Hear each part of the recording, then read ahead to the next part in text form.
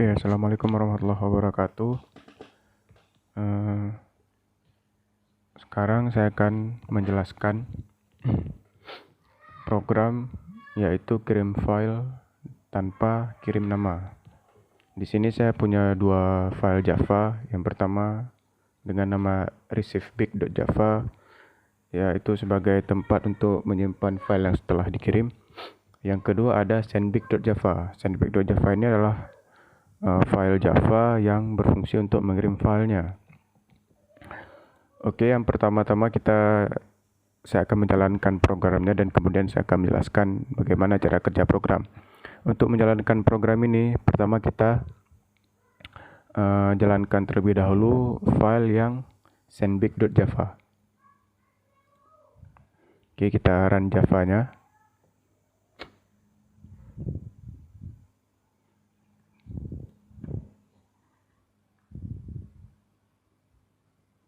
Di sini diminta masukkan port, kita masukkan portnya 5000.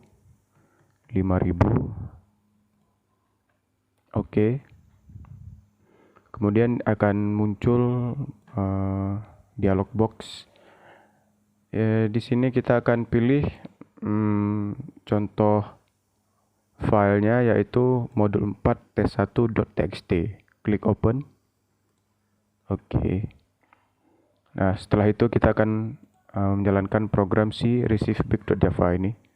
Sama, kita run Java-nya juga.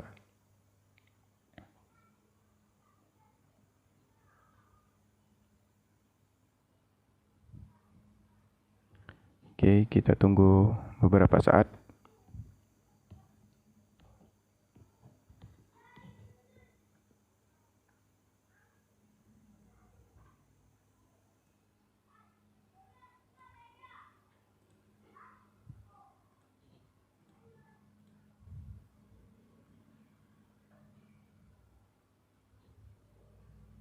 Kemudian diminta masukkan port, kita masukkan port yang sama yaitu 5000.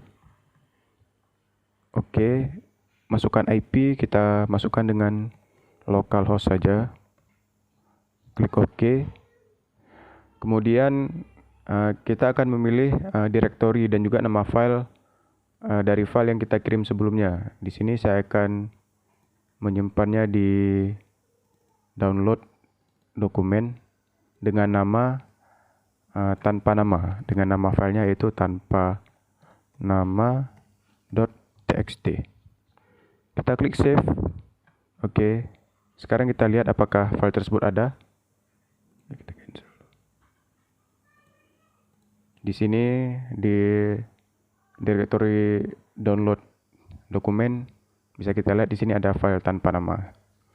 Oke, kemudian saya akan menjelaskan bagaimana cara kerja program ini. Pertama di sendbig.java ini kita akan diminta untuk masukkan port di sini di baris 18. Kemudian dengan perintah goption_pen.showInput dialog akan muncul kotak dialog untuk masukkan nama. Kemudian akan disimpan di variable port dengan tipe datanya integer. Setelah itu kita akan panggil variable server sock dengan tipe data server socket dan variable file dengan nama jFileChooser. Di sini filenya yaitu berupa files dan directories. Setelah yang bisa kita lihat sebelumnya yaitu dia akan menerima parameter files dan directories. Setelah itu file tersebut akan disimpan di variable f ya.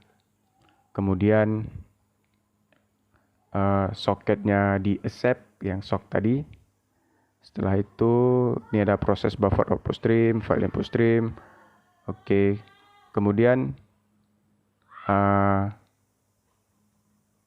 akan masuk ke receivebig.java.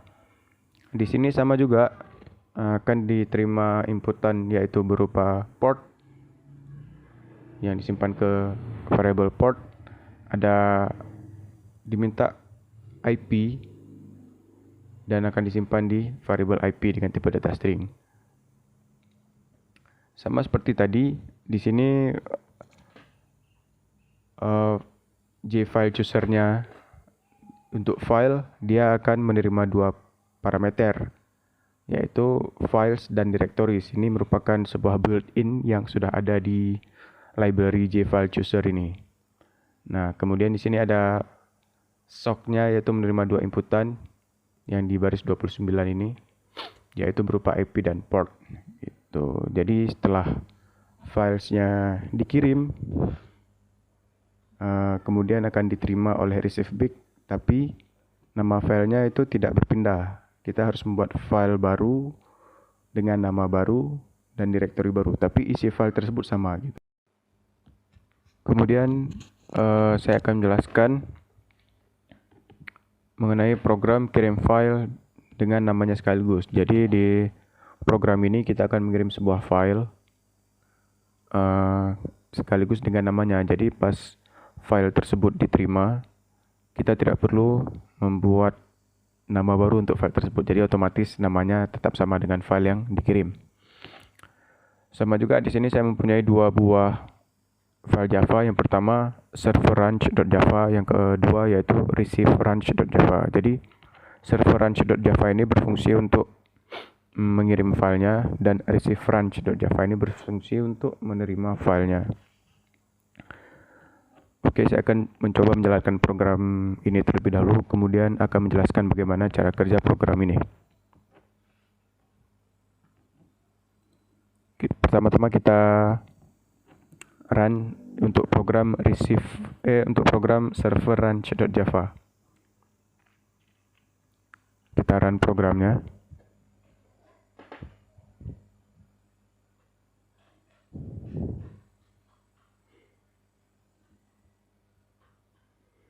Oke, masih dalam proses.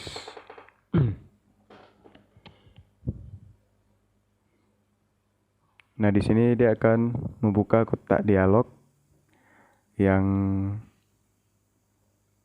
milih foldernya. Di sini kita pilih folder untuk menyimpan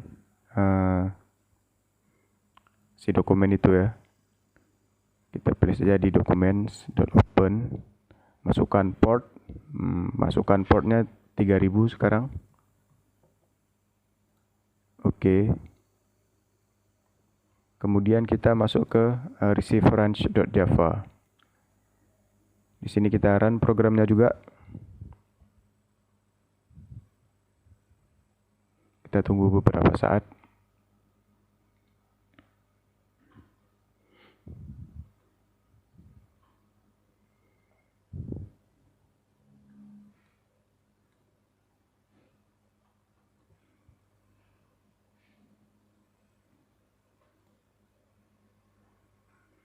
Dia diminta masukkan alamat IP, kita masukkan localhost sebagai alamat IP-nya. Masukkan port yang sama dengan yang tadi, yaitu 3000. Klik OK. Nah, kemudian di sini kita akan memilih filenya ya. Saya akan memilih file yang berada di downloads, yaitu di dokumen, kemudian nama filenya yaitu 5.pdf. Open. Oke, setelah itu selesai, maka file tersebut akan disimpan di folder dokumen. Kita lihat sekarang di documents. Ya benar, di sini sudah ada file dengan nama 5.pdf. Ya, karena itulah di sini bisa kita lihat perbedaannya dengan program tadi, yaitu kita cuma perlu untuk menentukan direktori tempat penyimpanan file, tapi dengan nama file yang masih sama, tidak perlu harus membuat nama file baru gitu.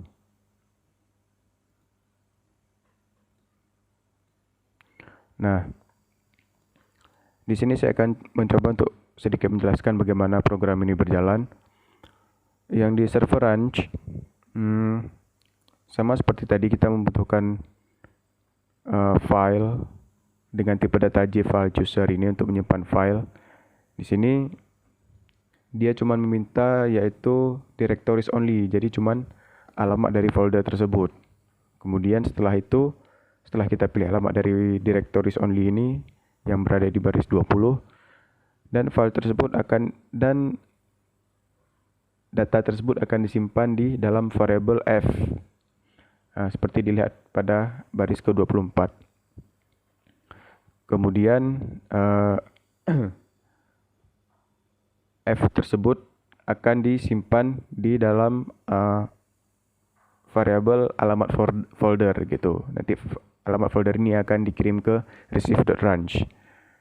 Ya, ini baris ke-28 sampai 30 untuk integrasikan portnya.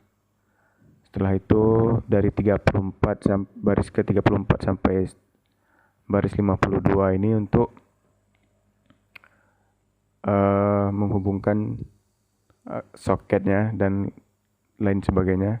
Setelah itu baris ke-55 sampai ke-58 ini supaya soketnya itu tertutup pada saat program selesai dijalankan gitu. Jadi program tidak akan terus berjalan.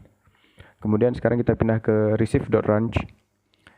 Nah, di sini sama juga ada diminta masukkan IP yang disimpan ke dalam variable IP. Kemudian pada baris 18 ada variable port untuk menyimpan alamat portnya. Kemudian di baris 21 sampai 23 ini yaitu merupakan untuk variable file dengan tipe data gFileChooser ini. Pada baris 23 bisa kita perhatikan bahwa dia cuman parameternya itu files only gitu. Setelah itu file yang setelah dipilih disimpan ke variable f, dan isi dari variable f ini akan di-override ke dalam variable myFile dengan tipe data file. Nah, di sini makanya di program ini nama filenya itu sama gitu. Karena di-override, dan gFileChooser pun hanya menggunakan parameter files only dan directories only. Setelah itu sama sebelumnya dari baris 49 sampai baris ke-52 operasi yang ada di atas menggunakan perintah close supaya ketika program selesai dieksekusi maka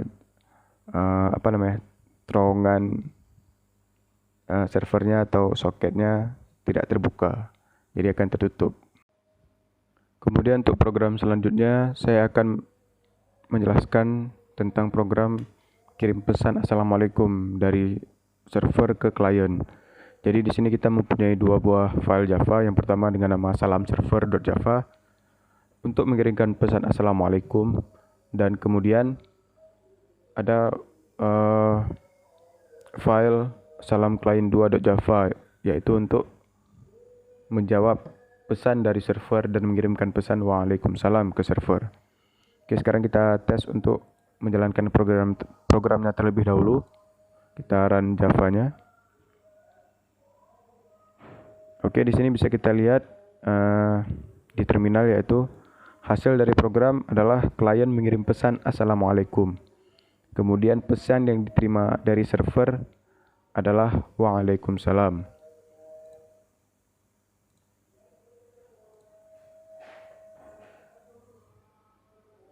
Jadi jalan programnya adalah di sini kita menggunakan data input stream dan data output stream untuk sebagai media mengirim dan menerima pesan dengan server socket yaitu 1000. Oke, di sini harus sama yaitu socketnya 1000 antara server dan klien. Kemudian setelah itu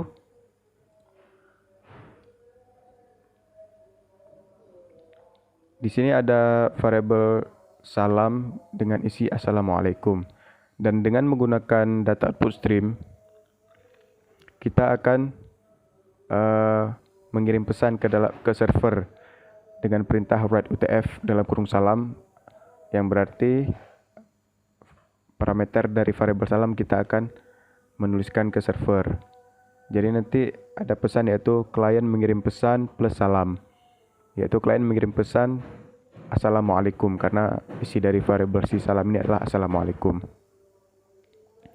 Kemudian dengan menggunakan perintah atau fungsi dari data input stream, kita akan menerima pesan dari si server. Pesan dari si server ini diterima, ditampung ke dalam variabel jawab. Di sini kita menggunakan perintah read UTF, yaitu untuk menerima pesan dari si server. Dan akan ditampilkan hasil, yaitu pesan yang diterima dari server adalah isi dari variabel jawab. Variabel jawab di sini adalah Waalaikumsalam. Oleh karena itu, di sini hasilnya adalah klien mengirim pesan Assalamualaikum dan pesan yang diterima dari server adalah Waalaikumsalam.